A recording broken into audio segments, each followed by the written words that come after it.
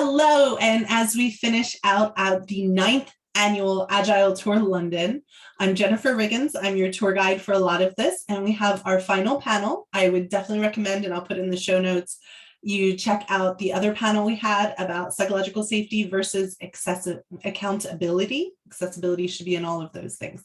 And we've had a lot of fun. We've had a lot of sessions, over 25 sessions, over 25 talks, 8 workshops, 3 keynotes, 2 panels. We've had a lot of fun and interaction. Not all recorded, so definitely make sure you subscribe to youtube.com/Aginext. And thank you so much to those sticking around today in our live audience. We want to make this as apropos to what you want to talk about in the future of hybrid working. So please do add in the comments your ideas. We have questions, but also we want your questions as well. And of course, as always, with everything in the Aginext community, we will record this and then we will cognizantly stop the recording. And so then other people, if they want to get on the camera or they don't want to be quoted or anything, we have a safe space off camera as well. And you can turn on your camera and join everything. So thank you so much to everyone joining, and thank you to our panelists and those watching both live and recorded. And we are talking about the future and the culture behind hybrid work. So I'm just going to go around in order of where I see people on my screen. But that means, Charles, if you can start by introducing yourself and talk about what kind of work situation you are currently, both what you do, but also where you do it. Sure, yep. So I'm Charles Humble. I am Container Solutions Editor-in-Chief. Container Solutions is a cloud-native consultancy firm, so we help companies who are migrating to the cloud, both with the software side of that, but also with the cultural changes that go along with that. Prior to that, I worked at InfoQ for 6 years, and I've worked entirely remotely for almost exactly 10 years. So I haven't worked in an office for more or less 10 years. And I've managed teams of one sort or another since about 1999, I think, so a little over 20 years, something of that order. And yeah, that's it really. In my copious spare time, I play music in a band, so hence the keyboards off to my right there. And yeah, that's about it. I think we should say that you and your bandmate have been collaborating and creating music pretty much exclusively distributed remotely. Thanks to the pandemic, yes. So we've just had a second album released actually, and we did that entirely remotely. Well, we didn't write the whole thing remotely, but we did the last 18 months of it entirely remotely. So that was a new experience as well, in some ways quite painful, but educational. And when you moved to remote working for the last decade or so, was that a deliberate decision? Yes, it was when my wife and I decided to start a family. I wanted to be around more for them, and so it was kind of like, well, if I was working remotely, then I wouldn't lose all that time commuting. So that was the original idea. But I hadn't expected to do it for 10 years. I'd expected to do it for about 3 or 4, and then go back to office working. But I actually found that remote working really suited me. I much prefer it. I think it's, for me anyway, I think it's a much better way of working, and therefore I've sort of stuck with it ever since, and I would be very unlikely to take a job that required me to be in an office at this point, I think. At all? Like even if you had to go like once a month or? I don't mind dropping in, but I mean, as a place to work, I think for me personally, working remotely is infinitely preferable. So if it was like, you've got to be in 2 days a week or 3 days a week, no, not doing that anymore. Yeah, fair enough. Pilar, what about you? Introduce yourself, please, and then also your world of work. I am in London. And I'm home. This is my lounge with my nice screen that I use just to create a different kind of space instead of blurring my background. I'm the director of Virtual Not Distant, where we help managers of remote teams. I was going to say transition to an office optional approach, but I think we're now looking at helping them with some of their leadership practice only. And I'm also the host of the 21st Century Work-Life podcast, which is all about leading remote teams, online collaboration, and where I've learned what's going on in the world of distributed companies, and from which I have developed a lot of my advocacy and a lot of my own practice as well. At the moment, I work a lot at home. I also use a co-working space at the moment in central London because I was missing Soho a lot. I used to have an office in Soho for my theater company many years ago, and I loved it. I loved to going there, my own space when I wanted to pick the commuting times, also the temperature I wanted to in the office. I also have a parallel career as a voiceover artist. And for that, I made a very definite decision not to set up at home for that, because for that, I wanted to be able to go into a studio where I had all the necessary equipment. So for me, I try to work wherever I work best and wherever has the best conditions. Fair enough. Absolutely. And have you done, even though you intentionally wanted to be in the office for the voiceover work, have you then in the last year and a half been doing some remotely or? No, so the studios are well equipped. You're comfortable. They are soundproof. They've got proper microphones. I've managed to do from home 1 or 2 lines for something that needed redoing. I podcast from home. I can get enough audio. The audio quality for podcasting is good enough, but for voiceover, sometimes you need a lot more comfort. So for that, the studio is best. But everything that doesn't need equipment or anything, you can do it from anywhere. And so home, I'm quite comfortable. And you're not making Eddie Murphy Shrek money to have your home recording studio. I need a new home. Yeah. Gwen, please introduce yourself and explain your work situation. Thank you, Jen. So I'm Gwen. I'm an Agile coach and an Agile team lead for a company called Zappi, who are automating the world of market research. Bit of a long story. So Zappi are based in Camden. Before COVID, I lived full-time in Ealing in West London. My commute was about 1 hour and a quarter each way. So I consciously made a decision to work from home 1 or 2 days a week before COVID. When COVID hit, I've been in a long distance relationship for 8 years now. My boyfriend lives in South Wales. So I rocked up at his door and I was like, oh my God, please take me in. He kindly did. And I haven't really left since then. So I do go up to London occasionally for a week every now and then, but I haven't been to the office at all. I don't feel comfortable at the moment traveling on public transport. So yeah, that's my story. And you never thought of moving, not to get into your relationship more, like you've never thought of looking for a remote job to just not live so far or get a job in Wales? That was the longer term plan. That was I don't like thinking too far ahead, but that was in the next 5 years, I'll come back to Wales full time. And it certainly accelerated that. But now I think I'm in a better position, because before, I think the opportunities I would have had to work fully remote would have been limited. Whereas now it seems much more acceptable to say, hey, actually, I made a choice. I want to live in South Wales instead and come to London occasionally. And that's much more okay now, it seems, than it was pre-COVID. So there at least some good things have happened. Oh, absolutely. There have been a lot of assumptions and presumptions that flexible work doesn't work, which is often rooted in misogyny and racism and ableism and things like that we're just recognizing that was part of it. So I think that is obviously a curbside benefit of a pandemic, is we've learned a lot of people, and same with schools, we've learned for a lot of people, kids were not doing well in school and were thriving in the remote environment. And the current school system didn't work for them. Now, at least in the UK, they're going back on that completely, but they're not learning lessons, but hopefully in the workplace we will. Milena, please introduce yourself and tell us about your world of work. Yes. So hello from Hamburg, Germany. I work for Moja. We're developing a ride-sharing service here in Hamburg and also in Hanover. And in the pandemic, we went from being on-site by default, remote okay by exception, to remote only. We kept the office for those who needed a space to work because they couldn't work at home, but we really were in a remote only setting for 1.5 years, and that was a harsh change. And now we're trying to figure out, are we office focused or are we remote focused? We will be in kind of a hybrid situation. And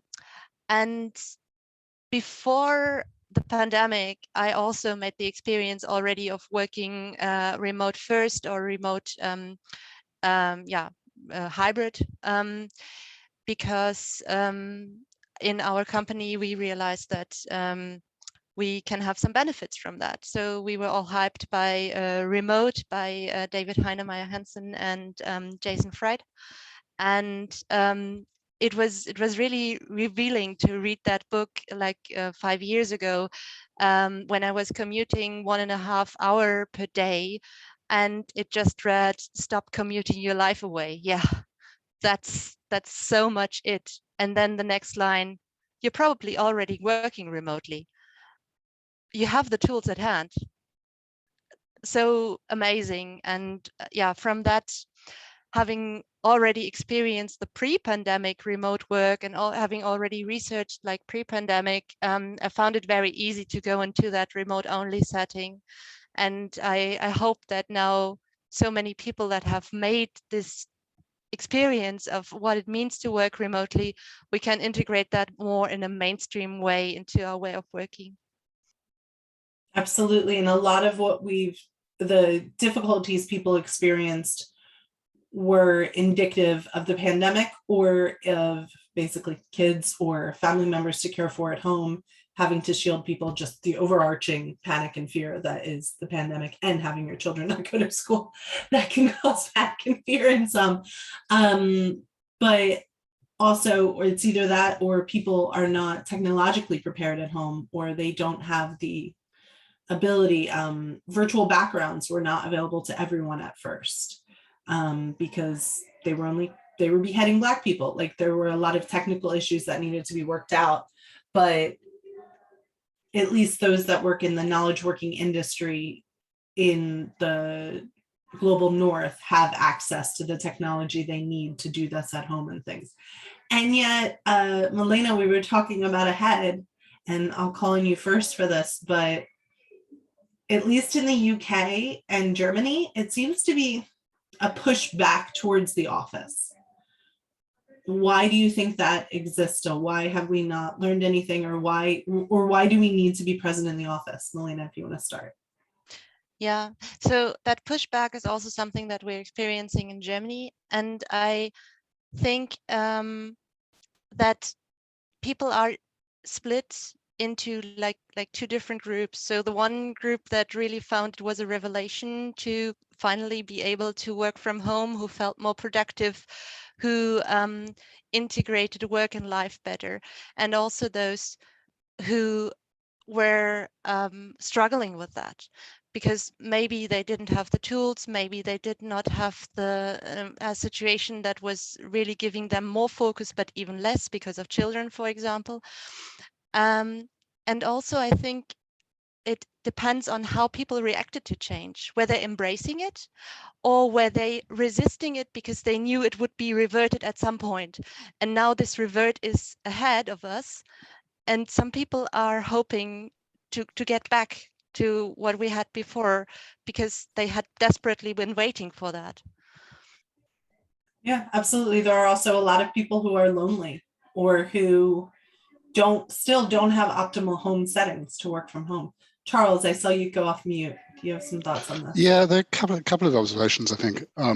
So one thing is that there have been quite a lot of surveys done in the last year. There was one from DDI in, I think, about February, that found that around about 30% of people that they surveyed who were in leadership positions felt that they didn't know how to manage people remotely. And I think it's true that the skills you need for remote management and the skills you need for in-person management are different. So if you think that people that are making decisions about where you work are mostly people in senior leadership positions, then for some of those people, if you're feeling like, I'm not doing a very good job at managing people remotely, I don't really know how to do it, it would be so much easier if everybody was back in the office. I also think it's the case that what we've experienced over the last 18 months is a very suboptimal form of remote working. It's a very kind of extreme, like in most remote companies that I've worked in, you would actually physically meet people, your team, the whole company, whatever, multiple times during the course of the year. And of course, that hasn't been possible. And humans are fundamentally sociable. People need connection. And I think that this sort of very enforced long period of absence from that sort of interwork connection is it's hard for people, particularly if they're, you know, defined, if you're defined at least in part by your work, which many people are. And I think that's a big thing. There's a slightly more cynical version of that, which is, you know, the remote working favors different leadership styles. And so if you've got into a leadership position by being very good in that kind of in-office situation, this is a bit of a reset button, and it's a very uncomfortable place for a lot of people. And then the final thing, at least in the UK, and I think it's also true in quite a lot of places in Europe and certainly in the US, is that governments are really, really scared about what's going to happen as a long-term thing, because this is like a huge mass shift that people weren't expecting. It has enormous economic implications that are hard to predict and a little bit frightening. So you do have pressure from government to sort of force people back into offices, certainly in the UK and I think elsewhere, which I think is rooted in a not unreasonable fear about what happens. So I think it is a bit of a combination of things, but I think all of those factors play in. That said, you know, it took us like 100 years to figure out how to do remote work, how to do in-person working in an office well. It wasn't something that happened automatically. And to all intents and purposes, we've been doing this sort of remote working thing at any kind of scale for a couple of years. So it's not surprising that we're still trying to figure out how it works. I don't think we know yet. I certainly don't think we have all the answers. But I think it is great for certain kinds of people, you know, people who are perhaps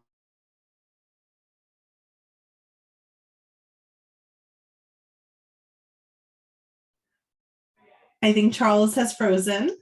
I thought it was me. I thought it was me recording. that wasn't available yeah. before. And I think that's the wonderful thing. And it's about time, actually. Yeah, absolutely. I just wanted to mention a comment because this is definitely my bias. I don't think I'm pro working from home. I'm pro flexible work because I'm pro diversity, equity, and inclusion, but someone from the audience made a very valid point that would be showing completely my bias because I put together the panel, that it seems the panelists are mostly all pro working from home. Is there anyone who is pro working from the office? Just to get a balanced view. That is a very valid point of my own bias. Can I address that as well in two different ways? So one, I will address the pro-office view, why people want to go back to the office. I'll address that in a second. I am not pro-working from home. Again, I am pro-working from wherever you work best. And I used to use the term office optional because I think that we need options. So some people will prefer, and this is the important thing about advocating for remote work, has always been that we shouldn't say everyone should work remotely because some people can't. So some people are really wanting to go back to the office. One, as you say, Mark, because they don't want to work from home, because the homes are not built for work. We might not have the equipment, the setting, etc. We might want that separation. My husband cannot work from home. He will go to his studio, take public transport. He was doing that in the worst times of the pandemic than now. People do want that separation. I think it's really, really important. The other thing is also a lot of people have, and also because of the ways that we have been trying to, some, especially the bigger organizations, we've tried to keep everyone in and create a really strong culture and a really strong sense of belonging. And that sense of belonging has happened mainly in stuff that happened between those four walls. So people are wanting to get back and to feel that in their whole body, not just in their minds. And then there's the other point about leadership, something I'm thinking a lot about. Why are we feeling, and it's not always the case, that a lot of management and people higher up in the organizations with more strategic work, why they want to go back is because their experience of remote work has been mainly being in online meetings, because that is how they do most of their work, through meetings and interactions. And meetings, I'm going to say that they are easier done in person if you have more than 5 people. So if that's been your experience, of course, and you forget that actually other people have different kinds of jobs that can be done in other ways. So there's a mixture of where do I get my best work done? Actually, for some people, the office. Some want to have that commute. There's also people who like to get on a train for a while to disconnect. That's the time they read. I'm reading soap. I read so much less when I was. So I think there's a lot of stuff going on, which is why it's so complicated and fascinating. A comment or question from the audience is, it looks like office home versus home working is a deeply personal preference. Yes, yes, it is, with a lot of factors that play into that. With that being said, do people think that the context of the type of work is also an important factor, ignoring the jobs that clearly can't be completely from home? Even though, let's be honest, we thought the medical profession had to be completely in person, and clearly we've proven that's not true here. A lot of that can be done more effectively and safely remotely. But ignoring the jobs that clearly can't be completed from home, is there any work that is inherently more effective in an office environment? I can jump in here. So I work mainly with development teams. And the thing my development team seems to be craving is getting in a room together with a physical whiteboard. They have a problem statement and they want to draw out. We've tried Mira over the last 18 months, but it's a bit clunky. It's not as easy as grabbing a pen and drawing this here and that over there and then an arrow. It takes a bit more effort and it's not quite as smooth. And I do think there are some work, for example, where you do need a team together around something that is better when you are in a room together, unfortunately, from my perspective. Yeah, I can completely second that. And I think the struggle that we're currently having with this pushback to office is no one wants, now I'm a bit bold, but I would say no one wants remote only, no one. We all also want to have human interaction from time to time. So, and there are purposes for which it works better to be on site in the same place.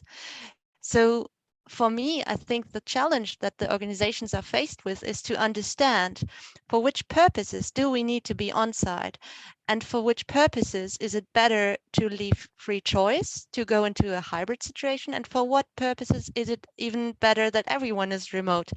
And for these purposes in our company, we talked in our working group a bit about like how can we help people understand the purpose. And we came up with some questions like, are there one-to-one interactions or many-to-many, or is it a one-to-many interaction? So that can help you figure out what is the best setting. Are your people distributed? Do they need to travel, or are they co-located anyway? Do we have a clear task at hand, or are there many unknown unknowns? And also, is it a focused setting? Do I really need this focus, or do I need the bus because it's a constantly changing dynamic situation? And I think this is where the discussion should be going, and not about ratios and days in the office, but about why are we going where? I think that's beautiful, and I think that's true. A lot of organizations, my partner's organization just sent everybody back to work, but only 4 days a week, not 5. And you're supposed to go in 2 days a week. And there was no change for COVID or whatever, and no reasoning for it. Now, for his particular team, his boss lives in Switzerland. So they're like, yeah, we're not going to do that, even though my husband probably has the shortest 8-minute walk commute that anyone has, because there's still a safety issue. But I think that's all very interesting. One of our community members, Claire Donald, I've interviewed before, and at Moo, they're downsizing their office very much and using in-person interaction as a retreat innovation space. So they are remote first as an organization, but they are gathering together specifically, and it's a much more creative space, interactive space, not cubicles, or even maybe there's open floor plan, but the idea is that you can then be more creative. Someone asked in the channel, Rebecca asked, for managers that have relied on walking the floor as their management style, this is so challenging in a remote workforce. Does anyone have any creative ways to recreate that type of management without spying on people, which I think could be the concern here? Charles?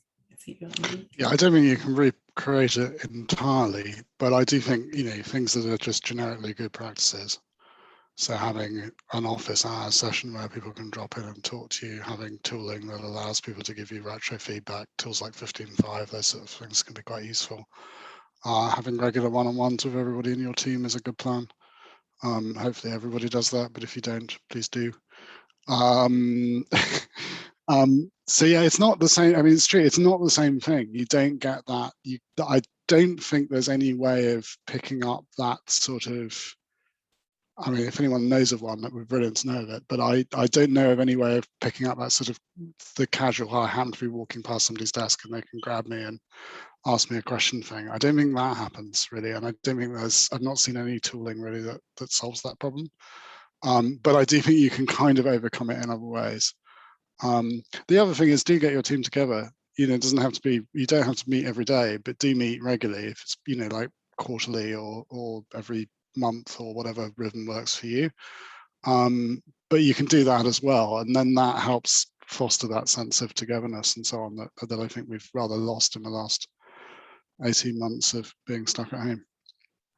It depends as well on the culture of the team and how much they're used to using online tools to talk, as in written, for example, because if I think a way of walking around is having a look around Slack, what's going on, even if it doesn't concern you. Going back to Jennifer's point about Jen's point about spying, it does feel like you have so much information at your fingertips that it can feel like spying, but that's essential. We're overhearing. I prefer the term overhearing. So if the team is used to having conversations in a space where it's recorded, where anyone can pop in, then you can look and you can set up. I think also you need to look at it in different ways. So for example, having a check-in every week for someone, for the whole team to check in, you know, in a place where you can go and have a look, you can see what changes. So if everyone is used to checking in on Monday mornings and Gwen, for example, always tells a whole story about her dog and what she did the weekend, and then eventually her messages get shorter for whatever reason, that is a form of sensing what's going on, which is really what walking around is about. Walking about is about sensing. So you've got to find what are the things we can do together so that if something happens, I can sense what's going on. We've really got to change as well how we even talk about that management by walking around.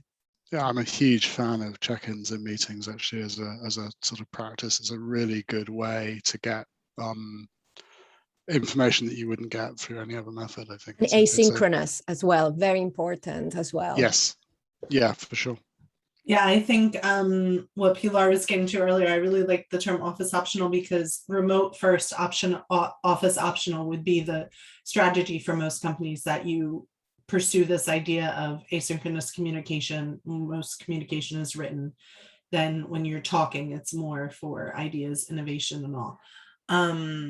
And something we didn't talk about, Milena had a lot of like reasons, like the why, but something we didn't actually talk about was, have you polled your staff what they would like to do? Because maybe they have a situation like Gwen, they don't know that she changed countries because she probably doesn't have to re-register because it's still kind of the same country. I don't really understand, having lived 5 years here, how this all works. But you technically moved to another, nor does anyone. You technically moved to another country. Maybe that happened to other people. Maybe they need to figure out, or they moved further away because they moved to families, or they bought a house in the country because they were hunkering down post-pandemic. So you need to ask your teammates what they would like. Ronnie in the chat brought up something. He particularly says he doesn't miss the whiteboard as much as he misses the easy paired programming, which is obviously we're an agile organization or agile event. And yeah, that's a very strong part of agile rituals, pair programming. Has anyone seen, are people doing it? And someone else said, I think this kind of goes together. Drew said, what about either new starters to an organization or junior team members? These folks tend to need more in-person support and onboarding. I know in sales teams, they're really trying to get people to go in person. If it's junior sales reps, they want people for the training in person. But I think that kind of goes because pair programming is often a training tool. Has anyone seen how this is going to onboard people and also to keep up some of the agile rituals or adapt them?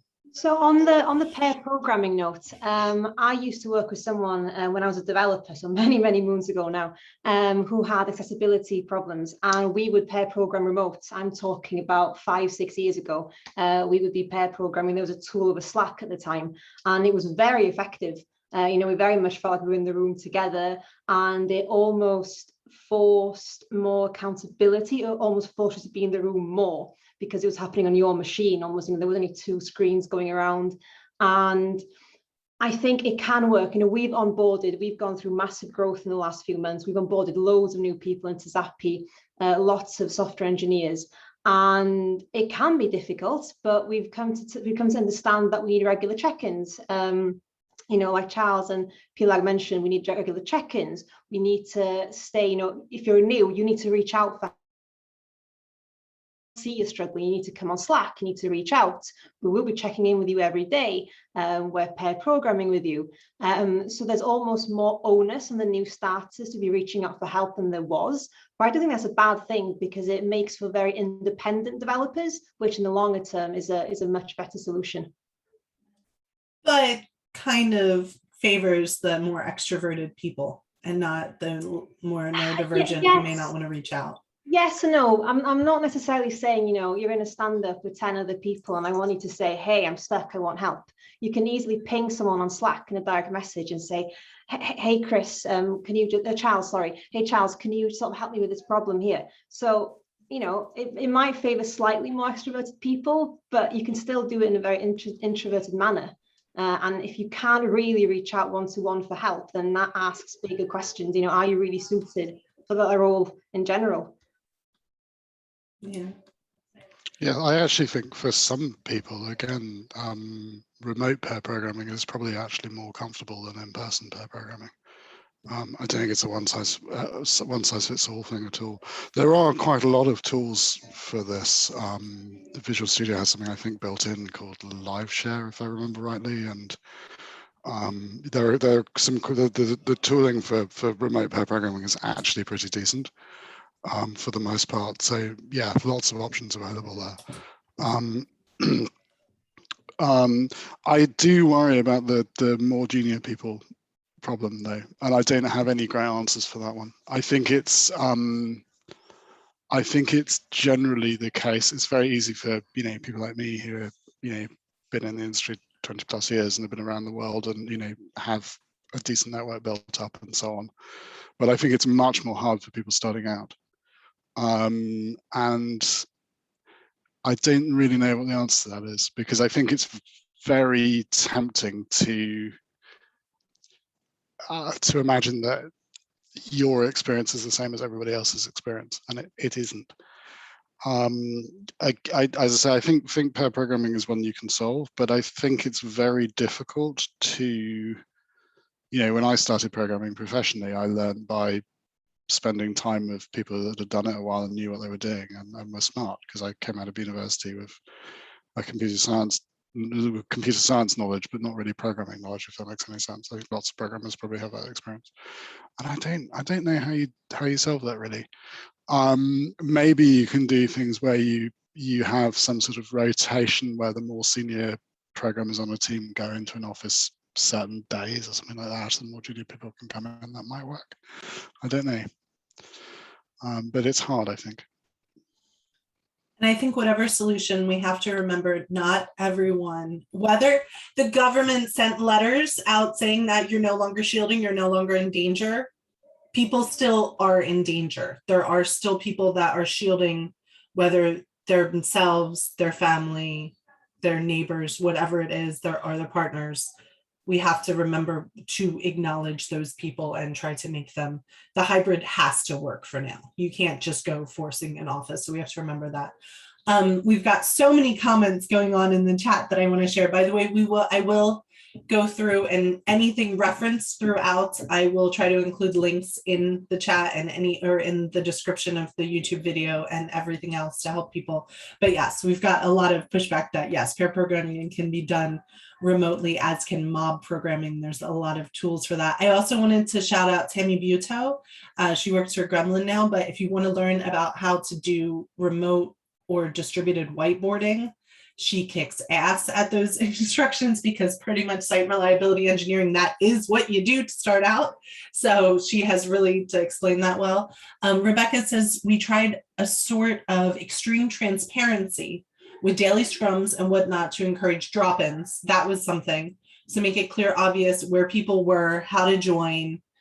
and welcome anyone. That's a really interesting way, because I think the topic of this conference is breaking silos this year. And I'm pretty sure remote work has created some more firmer silos, because there's less cross-functionality, cross-functional teams, unless you are one of those extreme elite organizations that every team is highly cross-functional, releasing multiple times a day. But that's not every team. Yeah, so let's just, as we finish up, what are some cultural techniques? Like, what are some risks that people need to look at? What are some problems with hybrid meetings and hybrid work in general? Hybrid meaning anything where some people are in the office, some people not, whether you're forced to or not. What are some issues we've seen around that? And maybe some solutions or suggestions we have. So when the pandemic happened as a company, we said from now on, it's Zoom for one, it's Zoom for all. You know, if we can't get everybody in the room together, then everybody's going to be on Zoom. And it's already slipping. I'm already seeing, individuals dialing into the room, because we're a distributed company anyway. We have developers in Cape Town, and we have a couple in Bulgaria, all over the world, and it's already slipping.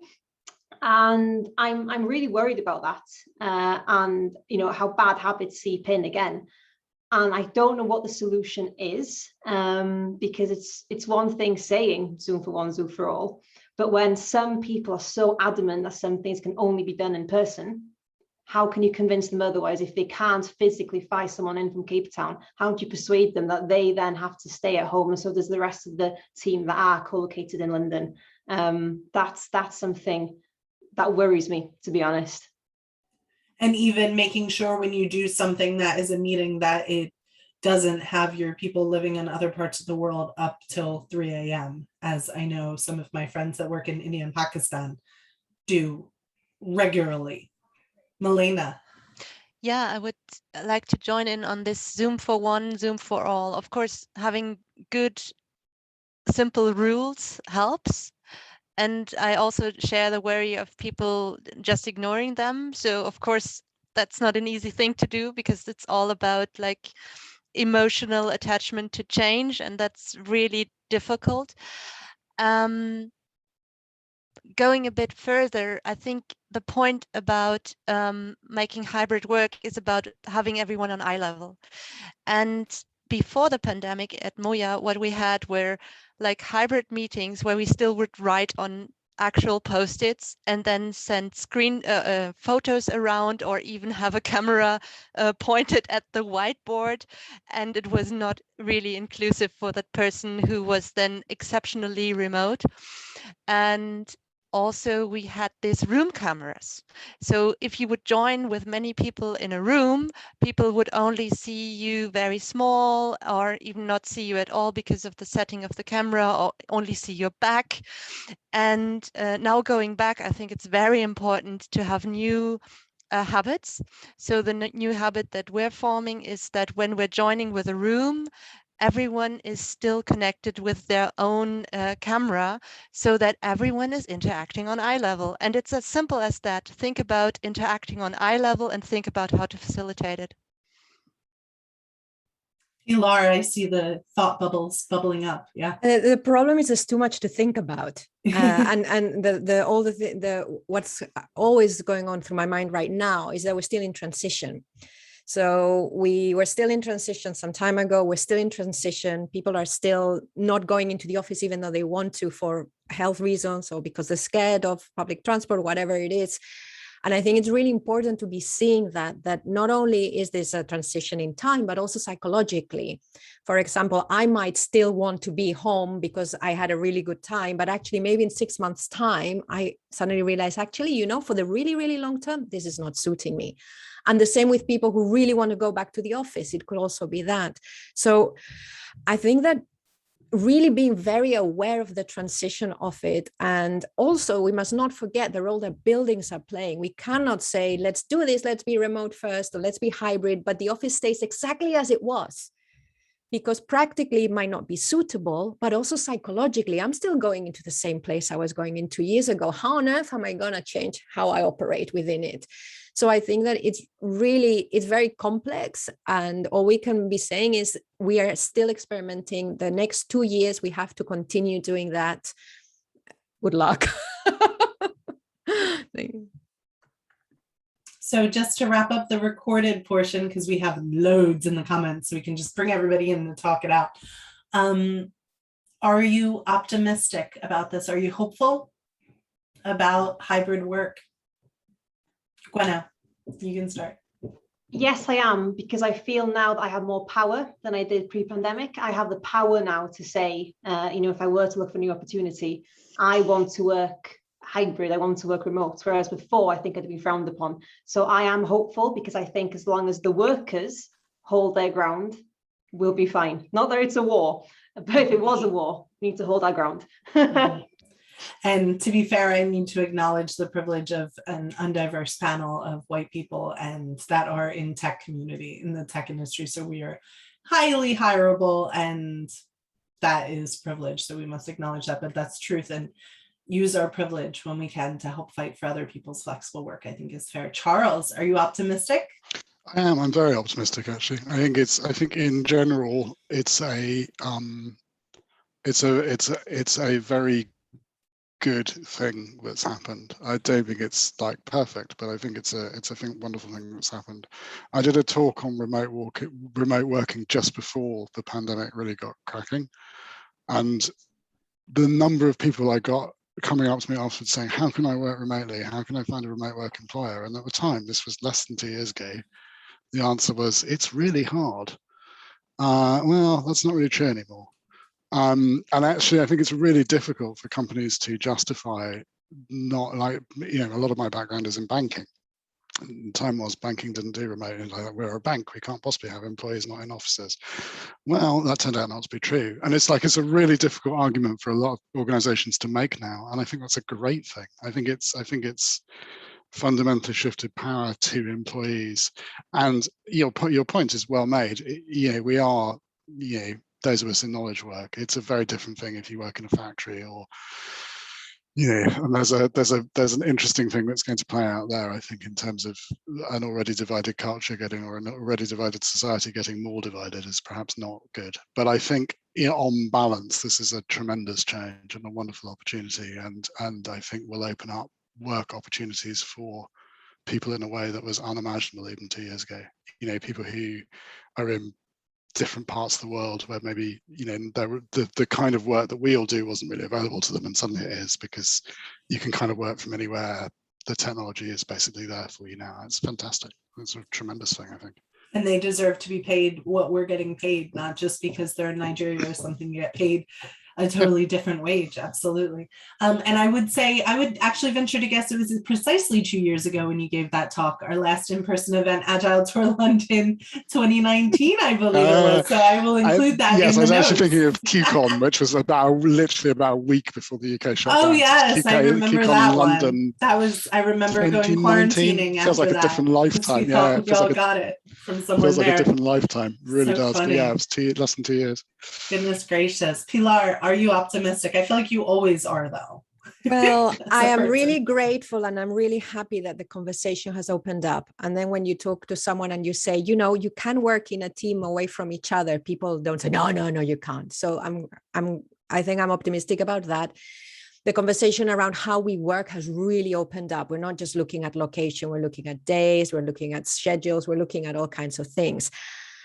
However, I think that what I'm seeing is a lot of just going back to how it was before, where actually, I think a lot of places are going to go back to, we expect, and we as a collective, not just leadership, we expect everyone to be in the office all the time, but we trust people to then work from home if we need it. But that's okay. And there will be loads of organizations that are distributed, lots of organizations that are remote first, and there'll be lots of organizations who are office first. And that's okay, because we need that choice. So in the aspect of choice, I am very optimistic. That's true. And talking finance, Goldman Sachs says, no, I want everyone in the office right away. But I believe it's 3/4 of investment firms went remote first this time. So people will decide where they want to work based on those parameters, right? Milena, how about you? How do you feel? Yeah, actually, I feel so. On the one hand, we made this mainstream experience on remote work, but on the other hand, I feel like we didn't learn enough as a society, and yeah, so that makes me that makes me a bit sad, because we had 1.5 years for learning, and not everyone embraced that challenge. And so I have the impression that we're going to be divided into people who want to integrate that into their work, and others who don't want it, or at least don't want it to some extent. And I'm very curious how this will develop, because I think it really has the chance of disrupting, yeah, also places where we live, like releasing the cities of stress, releasing the cities of community stress, releasing them of stress on the housing situation. So if people have more choice whether they want to live in the city or whether they want to live in a rural place, then it really has the chance of relieving that investment stress in the cities, because cities are then not so attractive anymore, because you don't need to live close to the office. And also about, yeah, inequality, when you think about people living in countries who then migrate, for example, to Germany or to the UK to get a better job, but when they don't need to do this anymore. I think it's a super interesting opportunity, but I'm not sure to which extent it will be used. We didn't even get through half of the topics we had planned, and we've got more than 20 messages in the chat. It's a hot topic. I think we should discuss doing maybe a second hybrid working lean coffee, maybe in early December, because there's just so much more topics and it's super fascinating. So thank all four of you and all the listeners and you, the audience, for joining us. And we'll keep a bunch of resources in the comments, because we all have a lot to say on this topic. And thank you to everyone that joined Agile Tour London 2021. Thank you.